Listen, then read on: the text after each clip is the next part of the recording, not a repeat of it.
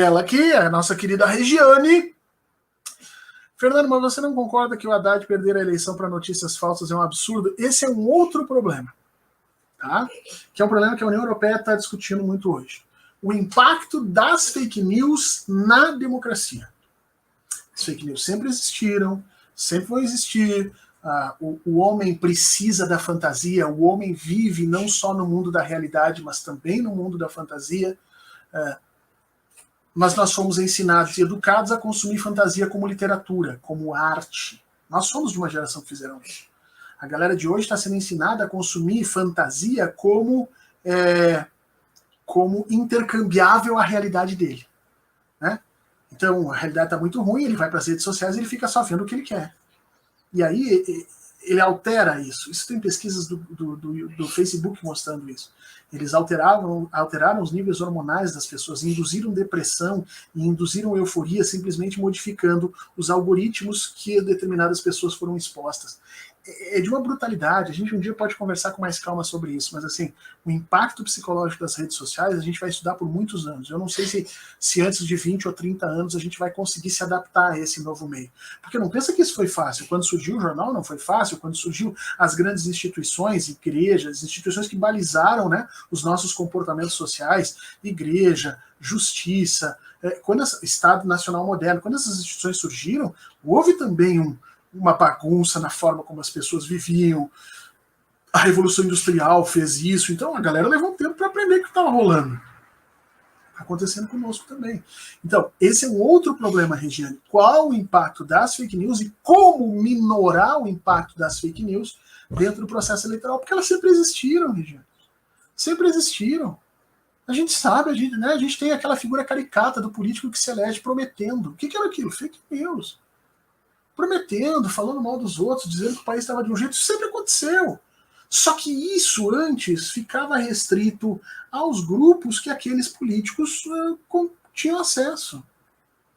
Hoje, isso se normalizou, ou seja, você que está me ouvindo estava protegido das fake news antes. Porque você sabia de quais fontes você ia ler, você sabia que os jornais eram fontes sérias, você sabia que a Globo era fonte séria, e claro que com isso a Globo e os jornais também tinham poder, né? Poder de manipulação.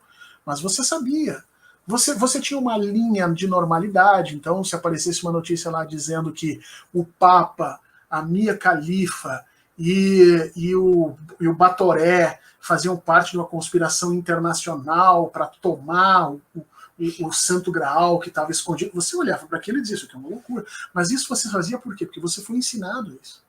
Você foi ensinado a ver fantasia na literatura. Você ia lá, entrava numa livraria, comprava um livro maravilhoso sobre isso. Você era ensinado a fazer isso na televisão. Né? Então você tinha desenvolvido ferramentas para se proteger das fake news. E agora você não está mais nessa condição de proteção. Você está exposto, porque as ferramentas dos discursos mudaram. Os discursos te atingem de uma outra forma. E você está literalmente sem saber efetivamente o que é certo e o que é errado. E, gente, isso é só o início, tá? Tá vindo aí uma série de outras tecnologias que estão me apavorando. Esses dias um amigo meu mostrou o futuro da indústria pornográfica. Eu fiquei impressionado. Eu, por exemplo, eu tenho um hall de 3 mulheres latinas que eu acho que são de outro mundo, né? E dentre elas a Mônica Bellucci. Eu penso que a Mônica Bellucci é uma criatura que, enfim, né? Eu até já falei para minha esposa que se a Mônica Bellucci um dia olhar para mim e dizer casar, eu saio fora daqui correndo amanhã.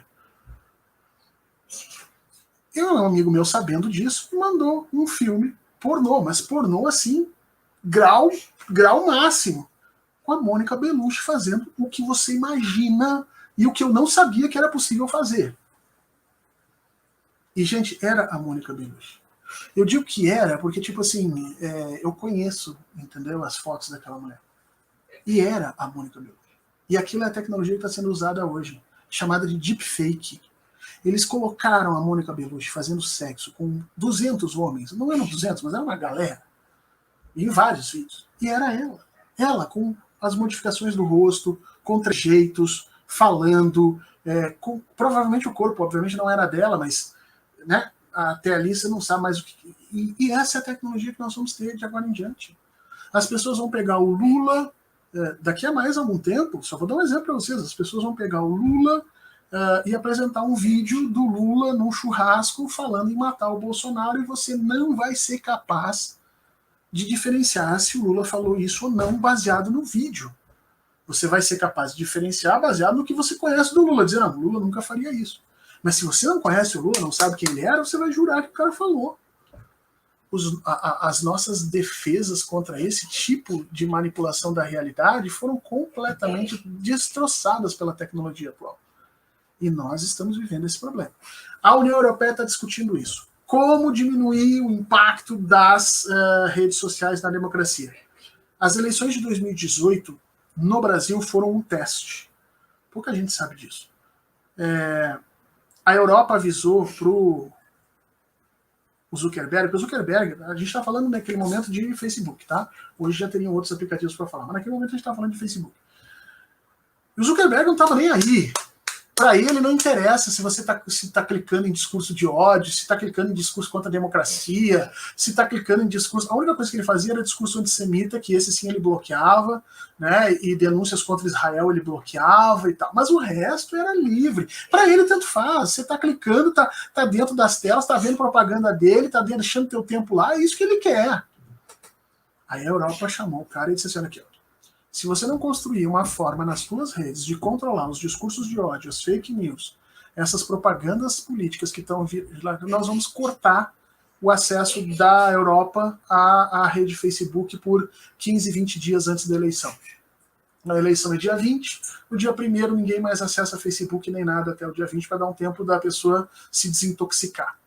Aí o Zuckerberg chegou, pediu para a empresa, né, para o Facebook, calcular qual seria o prejuízo dele, da rede social dele, 20 dias fora de qualquer tipo de conexão via Europa. E aí ele se deu conta que era mais barato desenvolver formas de controle desses discursos, formas de controle nesses algoritmos, do que sofrer a punição que o governo europeu estava sofrendo. Aí o que ele fez? Ele implementou no Brasil os primeiros rudimentos de controle social, de controle de rede social. Então, ali foram criados os primeiros algoritmos de controle, ali foram criadas as primeiras estruturas no Facebook para censurar determinados discursos, ali foram criados mecanismos para separar discursos políticos do resto, e o Brasil foi um grande laboratório naquele momento para o Facebook. Deu errado, deu merda, mas não necessariamente pelo Facebook. Naquela época, naquele momento, se utilizou o WhatsApp, que era uma coisa que a Europa nem imaginava. Hoje já se sabe que o WhatsApp também precisa ser controlado, e eles desenvolveram já alguns controles sobre o WhatsApp. Agora, 2022, preparem-se, vai ser o Telegram. Se vocês não sabem, o Bolsonaro é o político mais seguido no Telegram. Quase 370 vezes mais do que o segundo, que é também de direita. O Lula tem 15 mil pessoas seguindo ele no Telegram, e o Bolsonaro tem mais de 7 milhões de seguidores. Para você ter uma ideia, né, nós estamos atrasados porque o Telegram vai ser o grande vilão das eleições de 2022. Mas as redes estão sendo instadas a criarem esses mecanismos por conta dos governos, especialmente europeus. Então, esse é um outro problema, Regiane. Como evitar que as fake news alterem o sistema democrático, né? A qualidade da nossa democracia. Porque a qualidade da nossa vida elas já alteraram. E ninguém está preocupado com isso. As coisas que você vê e deixa de ver no teu feed de notícias, ninguém está preocupado com isso, ninguém está querendo saber. O quanto você deixa de dormir impactado por notícias que te mostraram à 00:30, ninguém quer saber. O quanto essas redes alteraram efetivamente o nosso tecido social, ou seja, as informações suas que agora estão disponíveis, a quantidade imensa de pessoas que não querem o teu bem, que podem usar para te assaltar, para sequestrar teus filhos, está tudo lá, ninguém está preocupado com isso. As pessoas estão tentando se preocupar com relações de poder. E não é só isso que nós temos que nos preocupar, nós temos que nos preocupar com esse monte de outras coisas também, que aos pouquinhos vão acontecendo.